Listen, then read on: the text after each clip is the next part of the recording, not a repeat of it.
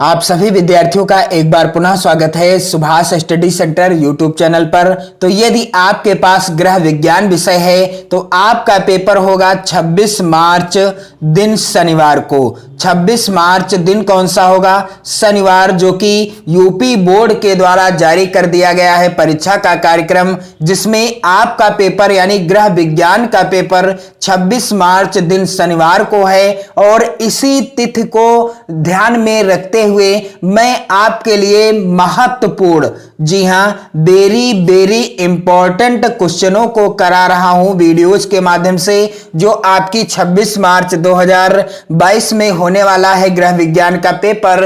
इस पेपर को दृष्टि में रखते हुए तो यहां पर आप देख सकते हैं मोस्ट इंपॉर्टेंट प्रश्न है जो कई बार बोर्ड परीक्षा में आ चुका है। हमारे स्वास्थ्य के लिए किस प्रकार का प्रदूषण हानिकारक है? हमारे स्वास्थ्य के लिए किस प्रकार का प्रदूषण हानिकारक है? यहां पर आप देख सकते हैं यह बहुविकल्पी प्रश्न है और कई बार परीक्षाओं में आ चुका है।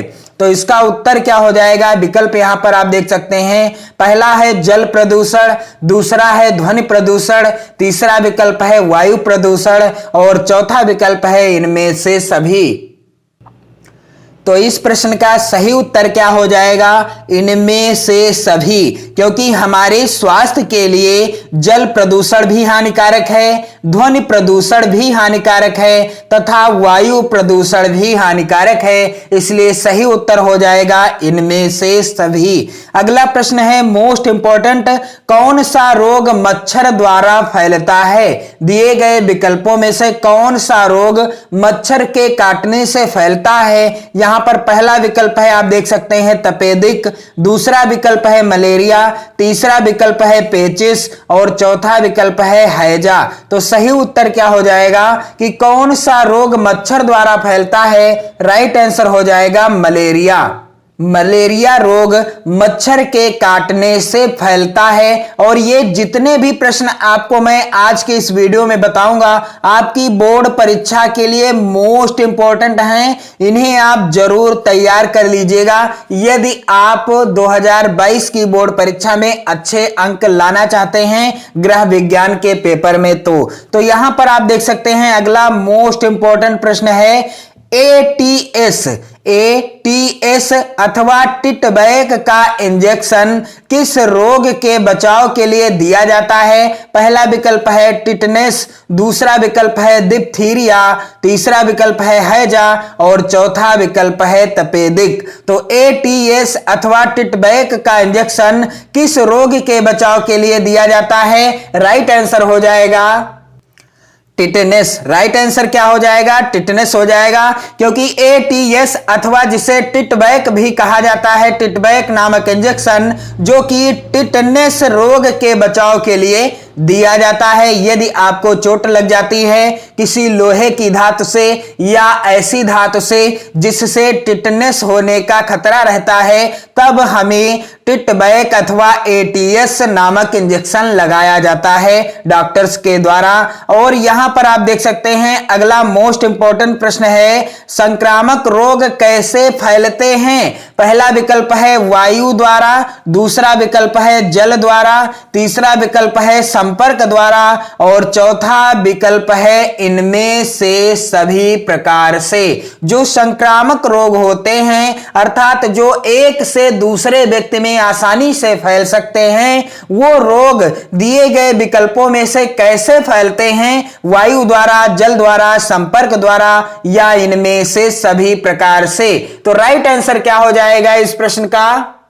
इनमें से सभी प्रकार से। जो संक्रामक रोग होते हैं वह वायु द्वारा तथा जल द्वारा और संपर्क द्वारा फैल जाते हैं, इसलिए राइट आंसर हो जाएगा इनमें से सभी प्रकार से।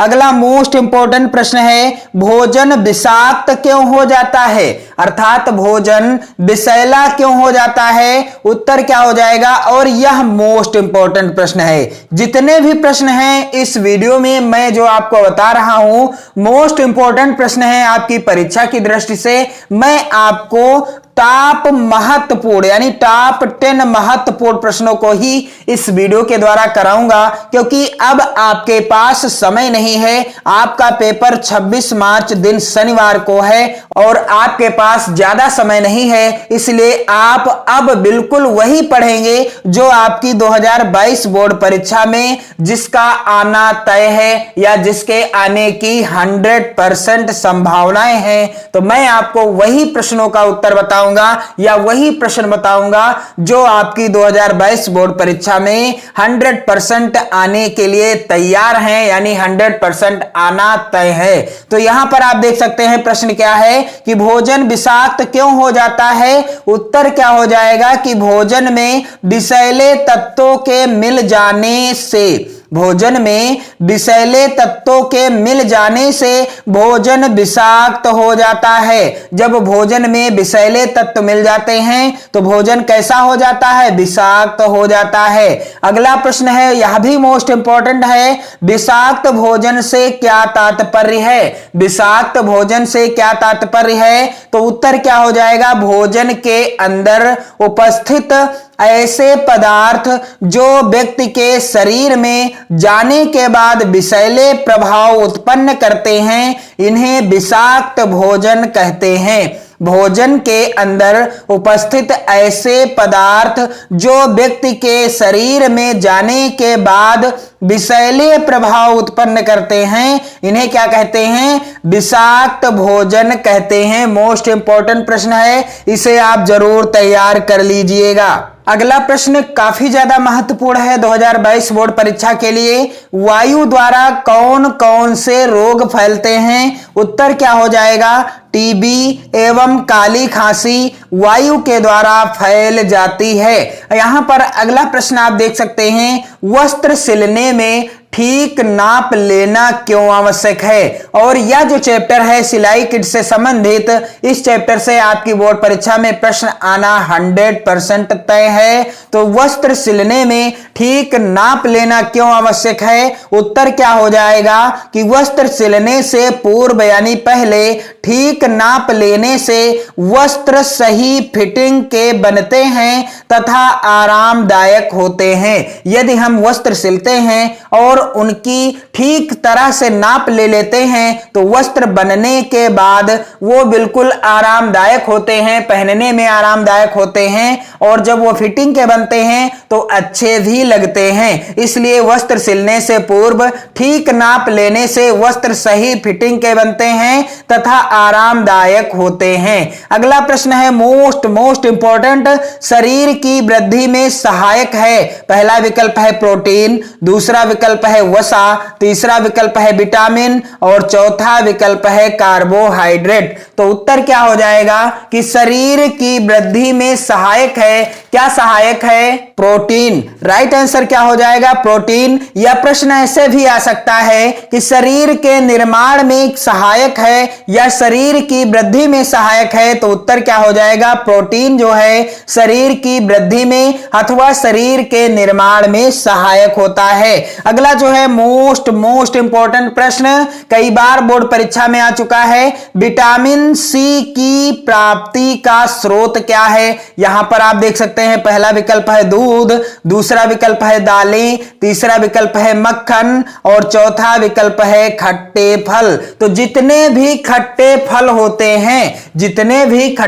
होते हैं अधिकांश रूप में उनमें विटामिन सी पाया जाता है। क्या पाया जाता है, उनमें विटामिन सी पाया जाता है। आप ध्यान दीजिएगा, जितने भी खट्टे फल जैसे नींबू हो गया, संतरा हो गया, आंवला हो गया, ये जितने भी फल हैं ये सभी खट्टे फलों में विटामिन सी की प्राप्ति होती है। इसलिए इस प्रश्न का उत्तर हो जाएगा विटामिन सी की प्राप्ति का स्रोत क्या है, खट्टे फल है। क्या है, खट्टे फलों में विटामिन सी बहुत ही अधिक मात्रा में पाया जाता है। अगला मोस्ट इंपॉर्टेंट प्रश्न है, विटामिन डी की कमी से बच्चों में कौन सा रोग हो जाता है। विटामिन डी की कमी से बच्चों में कौन सा रोग हो जाता है। पहला विकल्प है खुजली, दूसरा विकल्प है पेचिस, तीसरा विकल्प है रतौंधी और चौथा विकल्प है रिकेटस।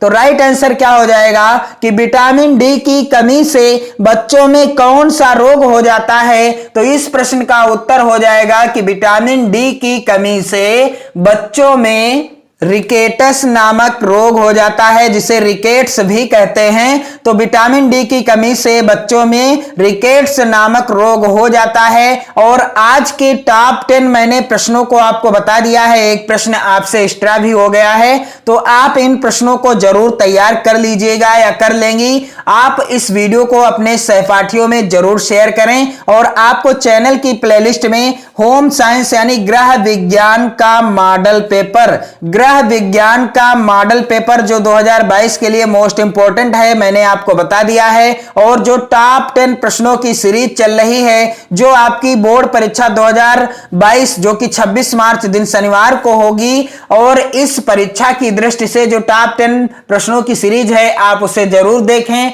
और शेयर भी करते रहें अपने मित्रों में, अपने कॉलेज ग्रुप में भी। पढ़ते रहें, मस्त रहें। जय हिंद।